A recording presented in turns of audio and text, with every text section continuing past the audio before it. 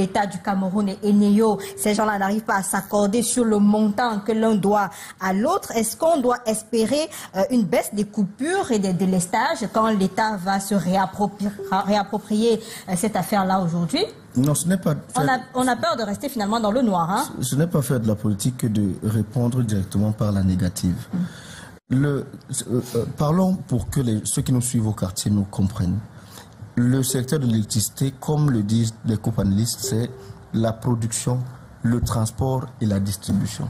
L'entreprise dont on achète les parts fait partie de ceux qui s'occupaient de la distribution. Il existe bien un besoin réel en énergie électrique au Cameroun. Il existe un potentiel d'abord, un besoin et une production réelle. Il y a donc un déficit, c'est un fait. Il y a un déficit entre ce dont on a besoin et ce qu'on produit. L'idéal aujourd'hui est de renforcer notre capacité de production. C'est ça l'idéal.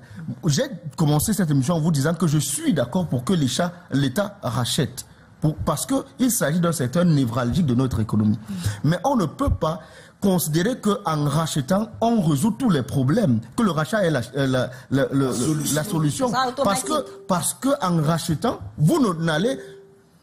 vous participez déjà à la distribution. Et là, vous n'allez distribuer que ce qui existe, ce qui est produit et transporté par vous-même. Donc aujourd'hui, parce que la cartographie que Yebga a faite là, vous fait savoir qu'aujourd'hui, sur une carte de 10 personnes, le Cameroun occupait déjà sur cette carte 8 à 8,5 personnes. Donc il n'est pas possible de se dire que parce que le distributeur, sauf si Serge arrive à nous le démontrer, mais le distributeur, parce que Eneyo n'était pas propriétaire de cette société à 100%, l'État y était, les employés y étaient. Donc aujourd'hui, ce qu'on va faire, c'est juste un simple jeu de rachat et on crée une nouvelle entreprise qui est maintenant gérée de façon autonome par le Cameroun.